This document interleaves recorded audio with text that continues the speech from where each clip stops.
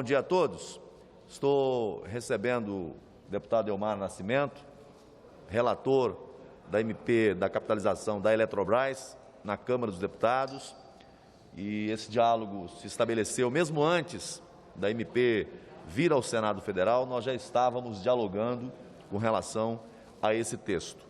E nesse momento esse diálogo se intensifica, porque nós vamos apresentar o nosso relatório nesta quarta-feira, quando temos na pauta esse como primeiro item. Então, vou fazer uma fala aqui preliminar de como é que estão as tratativas e, na sequência, o relator, deputado Elmar, também poderá falar aos senhores e às senhoras. Nesse momento, como eu antecipei já na semana passada, o esforço é em ouvir o conjunto dos senadores, colher as suas sugestões, as suas emendas, para formar um relatório que represente aí um ponto mínimo de convergência. Obviamente que nós temos a compreensão de que numa matéria como essa você não tem a unanimidade, mas o nosso relatório leva em consideração o conjunto das sugestões apresentadas pelos senadores e senadoras, ouvindo o setor elétrico, ouvindo a agência reguladora, ouvindo o Ministério de Minas e Energia, Economia, para produzir um relatório que tenha a compreensão do conjunto dos atores do sistema elétrico.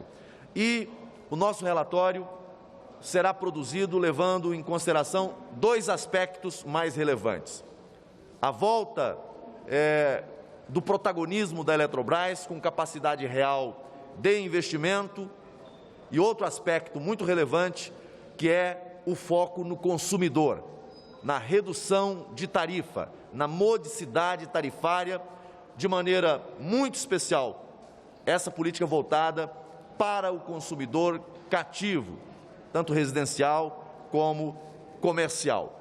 Esses dois focos têm sido ponto de atenção desse relator e também das iniciativas de muitos senadores da República. Esse esforço já esteve presente no relatório do deputado Elmar Nascimento na Câmara dos Deputados, e no Senado Federal a gente trilha nessa mesma direção: construir um relatório que devolva à Eletrobras o protagonismo que ela sempre teve, mas com a capacidade real de investimento. E, como consequência dessa nova modelagem, redução de tarifa, modicidade tarifária, sem impacto para cima na conta de luz do consumidor. Pelo contrário, o foco aqui é reduzir a tarifa de energia. Não vou, nesse momento, declinar aqui especificamente sobre as emendas que estão sendo acolhidas, apenas dizer aos senhores e às senhoras que o nosso relatório será apresentado amanhã, levando-se em consideração um conjunto de propostas de emendas apresentadas pelos senadores. Queremos aprovar a matéria no Senado Federal a tempo de voltar à Câmara dos Deputados com as inovações introduzidas no Senado Federal, para que a Câmara possa deliberar sobre essas modificações todas. Quero registrar que, desde o primeiro momento, as conversas com o deputado Elmar foram absolutamente transparentes, numa relação de construção dentro de um consenso mínimo. Obviamente que tem pontos que são apresentados no Senado Federal que não será objeto de consenso mesmo dentro do Senado Federal. Aquilo que não for possível construir pela via do consenso mínimo, da convergência mínima, será objeto de destaque e votação no plenário do Senado Federal. Mas no relatório que estou apresentando, estou em diálogo permanente com o relator Elmar Nascimento, para que, no âmbito da Câmara dos Deputados, ele tenha condição de fazer a apreciação dessas inovações, já tendo conhecimento prévio de todas as tratativas que está sendo feita no âmbito do Senado Federal. Faço esse registro e me coloco à disposição dos senhores e das senhoras na sequência. Bom dia a todos. Desde quando eu fui escolhido relator da MP 1031 na Câmara dos Deputados, coloquei de que o meu relatório, muito menos fruto do meu entendimento pessoal, seria do que a gente conseguisse construir a partir do diálogo com os líderes partidários que teriam a responsabilidade de aprovar o relatório junto ao plenário. E foi diante dessa construção que nós conseguimos aprovar um relatório com 313 votos na Câmara dos Deputados, votos, inclusive de PEC, quórum mínimo de PEC, que é 308. E tudo isso foi muito voltado para o que disse o senador Marcos Rogério há pouco, visando o retorno de capacidade de investimento da Petrobras, da Eletrobras. Nós estamos vivendo aí a maior crise hídrica dos últimos tempos. O governo está aí na iminência de mandar uma medida provisória que impõe, inclusive, algum racionamento por conta de evitar a possibilidade de apagão. E, ao retomar essa capacidade de investimento, a gente assegurasse que tudo isso fosse na linha de ter redução de tarifa para o consumidor cativo. O senhor João, dona Maria, essas foram as premissas que foram votadas na Câmara dos Deputados. E por isso nós fizemos algumas modificações no texto. Todas essas modificações, antes da gente votar, inclusive, na Câmara dos Deputados, nós já vínhamos conversando com o presidente do Senado Federal, com o senador Davi, com o senador Marcos Rogério, que estavam entre um dos dois para serem designados na relatoria. A sintonia de amizade que nós sempre tivemos, o mesmo alinhamento de pensamento e até convergência de sermos do mesmo partido facilitou esse diálogo. Quero dizer que todas as modificações que estão sendo sugeridas no âmbito do Senado Federal vão justamente ao encontro dessas premissas que nós discutimos na Câmara dos Deputados.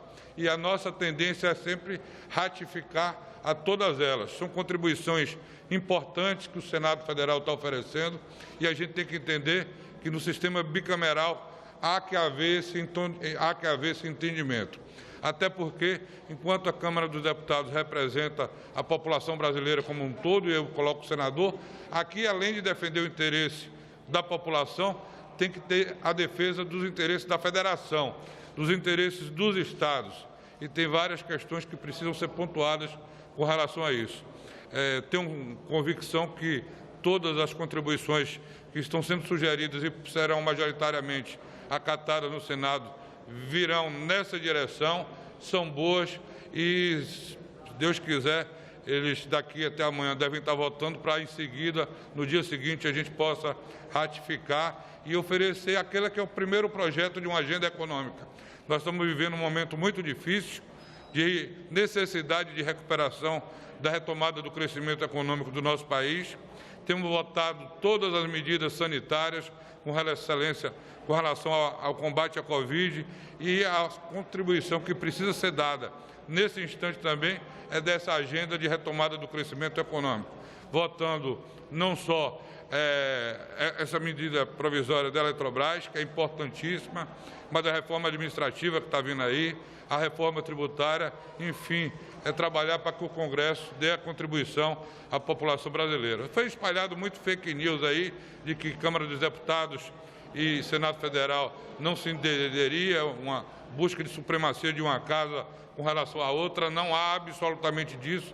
Nós temos a obrigação de dialogar e colocar os superiores interesses da população brasileira acima de tudo. E é isso que estamos fazendo, com muito diálogo, internamente agora, nesse instante, no Senado Federal, mas sempre com uma discussão bastante próxima conosco, para que a gente arredonde um texto que seja exatamente o que pensa o Congresso Nacional como um todo. Algum questionamento?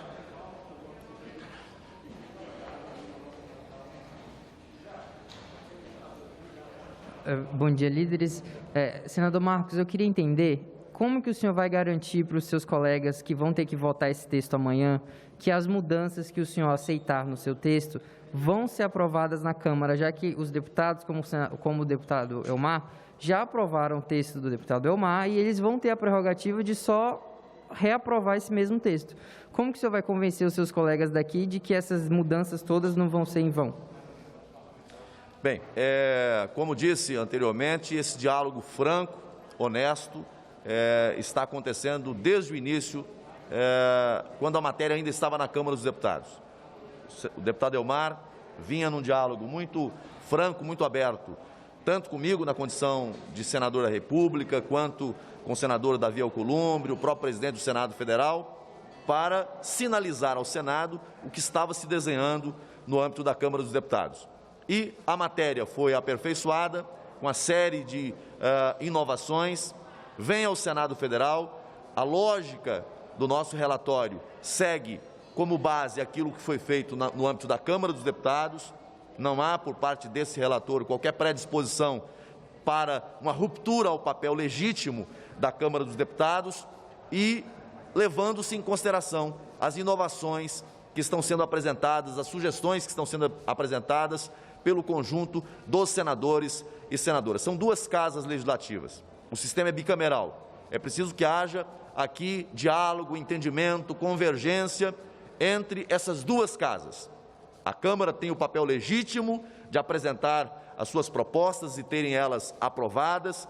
Cabe ao Senado Federal, nesse momento, fazer o seu juízo de valor, levando em consideração aquilo que a Câmara apresentou, ratificando ou modificando aquilo que considerar absolutamente importante. Um ponto ou outro pode ser que haja uma modificação, mas a espinha dorsal daquilo que a Câmara dos Deputados aprovou, a tendência deste relator é manter no seu relatório. E, da mesma forma, aquilo que o Senado Federal está construindo a partir da colaboração do conjunto dos senadores e senadoras, eu tenho dialogado muito com o deputado Elmar, dentro dessa linha de entendimento. Não há, obviamente, no âmbito das duas casas, garantia absoluta de um texto rígido, até porque quando você submete a outra casa é justamente para ter um segundo olhar sobre aquilo que foi objeto de deliberação numa das casas. Mas isso não significa desconsiderar o que a Câmara fez, não significa lá na frente a Câmara desconsiderar o que o Senado da República fez. Dentro do que foi construído até agora, o que eu posso adiantar é que há um entendimento sendo construído. Na espinha dorsal, no núcleo central da proposta que vem da Câmara dos Deputados, como senador, como relator da matéria, não há aqui a intenção de fazer modificação que represente qualquer ruptura com os pontos acrescidos pela Câmara dos Deputados. Apenas situações pontuais com as quais estou dialogando com o deputado Elmar Nascimento, justamente sobre o que é a modificação, qual é o impacto dela dentro desse diálogo, dentro desse entendimento. Portanto, não vejo nenhuma dificuldade em apreciar o texto que veio da Câmara, como também não vejo dificuldade da Câmara apreciar aquilo que o Senado Federal irá, após a votação amanhã, sendo aprovada a matéria, submeter à Câmara. Esse entendimento está sendo construído. Não há, de parte a parte, qualquer movimento de exclusividade. Ninguém vai ter a paternidade dessa medida provisória como sendo sua, como exclusividade sua. Nem a Câmara dos Deputados, nem o Senado Federal e nem o governo. É no conjunto das iniciativas, é no conjunto das contribuições que nós vamos construir um texto que represente o melhor para o Brasil e para os brasileiros. Uma Eletrobras capitalizada, com condições de voltar a ocupar um papel de protagonismo nacional no campo dos investimentos e, ao mesmo tempo, garantindo ao consumidor brasileiro uma energia cada vez mais barata. Senador, o senhor comentou aí que há basicamente entendimento, mas alguns pontos pontuais podem ser... Quais? O senhor poderia comentar quais? Obviamente que numa matéria como essa você tem divergência, você tem aí setores do Senado, como aconteceu na Câmara dos Deputados também, que por uma questão ideológica, por uma questão histórica, contra qualquer movimento de capitalização, de privatização. Então, eu não tenho a pretensão de ter no âmbito do Senado Federal a unanimidade dos senadores, porque você tem senadores que historicamente têm posição contrária a esse movimento de capitalização ou de privatização. Então, a esses cabe respeitar a sua ideologia, o seu ponto de vista, mas essa é uma agenda do governo, é uma agenda do país e que cabe ao Senado Federal, de forma majoritária, dar o seu parecer, dar o seu aval para essa política que está na linha, dentro dessa agenda econômica que o deputado Elmar Nascimento mencionou. Então, tem grupos dentro do Senado, como teve na Câmara, que quer a rejeição da medida provisória. Cabe aos senadores, na sua maioria, reafirmar aqui o compromisso que tem com essa agenda econômica importante para o Brasil. Não significa que, como relator, eu não acolha, né, sugestões, mesmo daqueles que têm posição contrária à medida provisória. Eu acho que é no conjunto, né, das ideias, das concepções, que a gente encontra justamente o texto de equilíbrio, o texto que represente o melhor modelo para esse processo de capitalização. Ok, gente?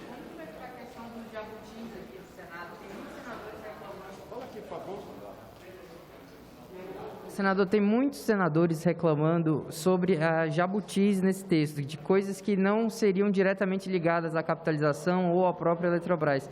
Pô, como que o senhor encara isso? O senhor já conversou com eles, vai manter, vai mudar? Como que o senhor está encarando isso? O próprio texto da MP que foi enviado pelo governo já previu um acréscimo pela sensibilidade da tramitação de uma matéria dessa no Congresso.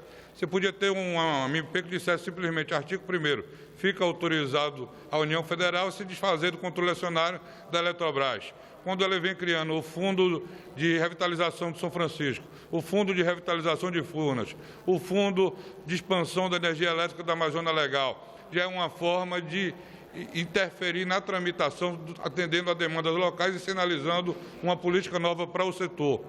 A própria MP que está chegando agora, depois já revela a necessidade de intervenção de algumas coisas. Eu me reservo aqui a gente não colocar adiante por conta do diálogo que ainda está tendo interno no Senado Federal, mas eu conversei bastante com o senador Marcos Rogério agora, e essas intervenções que estão sendo sugeridas pelos senadores são absolutamente produtivas e que vai no sentido, inclusive, de uma maior ingerência do Senado Federal no setor elétrico, que é importantíssimo para esse instante, para que o Poder Legislativo possa participar. E o porquê disso agora? Porque nós só estamos sendo chamados a participar desse debate por conta da necessidade de autorização legislativa para se proceder à descapitalização. Senão, nós não estaríamos sendo chamados. E é importante que haja uma intervenção ainda maior, porque não foi feita na Câmara, e nós vamos ratificar o que o Senado fizer, para que o Senado Federal esteja mais presente no planejamento do setor elétrico, para evitar o que está acontecendo hoje, fruto de decisões do passado. Portanto, é claro que a gente reserva no direito de não antecipar, as discussões estão sendo todas elas positivas, por tudo que o senador Marcos Rogério me falou há pouco, quase que a totalidade das emendas que estão sendo sugeridas pelos senadores devem ser aproveitadas tanto aqui quanto ratificadas na Câmara, porque vão no sentido de contribuir e de defender o interesse da população brasileira. É isso, acho que numa matéria como essa, né, você tem um núcleo central que é a capitalização da Eletrobras, mas como mencionou o deputado Elmar, o próprio governo traz no seu texto inicial situações acessórias que são necessárias. Então, o conjunto das emendas apresentadas, tanto pelos deputados federais quanto pelos senadores, eu não posso, de maneira antecipada, tê-los como jabutis. Esse é um termo pejorativo que vem sendo atribuído, não só nessa matéria, mas em outras também, sempre se usa isso, né, muitas das vezes como mecanismo, como retórica, para afastar o mérito, né, da mudança legislativa. Então, esse não é o momento da gente fazer aqui o julgamento do que fica, do que sai, né? Como disse anteriormente, todas as propostas estão na mesa, mas nesse momento num campo de afunilamento, né, quanto àquilo que nós vamos aproveitar no texto, aquilo que não será aproveitado em razão da ausência de pertinência, mas enfim, o nosso relatório será um relatório que levará em consideração essa ideia de convergência e diálogo franco com a Câmara dos Deputados. Nós estamos perto da conclusão do nosso relatório, amanhã teremos aí a sua apresentação dentro do prazo regimental para que os senadores possam fazer o debate, né, aqueles que quiserem apresentar destaque, apresentar e no plenário enfrentar a matéria. Senador, deputado, a minha pergunta é, essa MP vence já no dia 22, com as alterações que virão daqui do Senado e voltarão para a Câmara, vai dar tempo de analisar sem que a MP perca a validade? A Câmara já está de acordo, os líderes já estão sendo notificados das alterações, como é que está esse diálogo em relação ao tempo da MP? Está na pauta do Senado de amanhã, então a ideia é votar nesta quarta-feira e imediatamente já encaminhar à Câmara dos Deputados. A gente está conversando com o presidente Arthur Lira, sendo enviado amanhã pelo Senado Federal, a gente pode votar, inclusive, na quinta-feira. Obrigada. Okay. Ok, gente? Dentro do horário da sessão normal, respeitando aquelas 2 horas antes da sessão. Tá bom, gente? Obrigado. Obrigado, bom dia a todos. Obrigado, gente.